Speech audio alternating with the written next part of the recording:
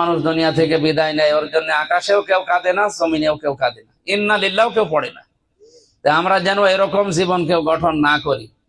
কিছু মানুষের এই কয়েকদিনের আচরণে বাংলাদেশের বহু মানুষ এখন মর্মাহত, এবং তাদের কথায়, তাদের আচরণ তো আছে এবং কথাবার্তারাও এমন এমন কথা বলছে, তারা মানুষের অন্তর হৃদয় অলরেডি তাদের উপর থেকে উঠে যাচ্ছে।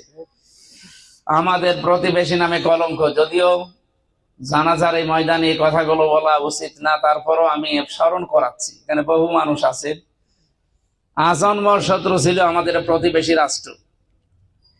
সেই রাষ্ট্রের সাথে যতগুলো চুক্তি করা হয়েছিল দেশ বিরোধী, এগুলো অলরেডি অনুর সরকার এসে বাতিল করে দিয়েছিল।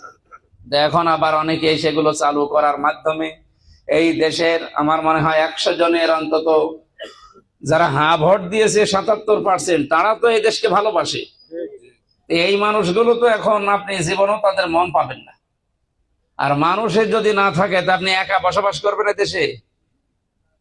এই জন্য আমাদের উচিত হবে আমরা আগে দেশ, দল মত নির্বিশেষে আমরা আগে দেশকে সামনে নিয়ে তারপরে যে যা করছেন করবেন।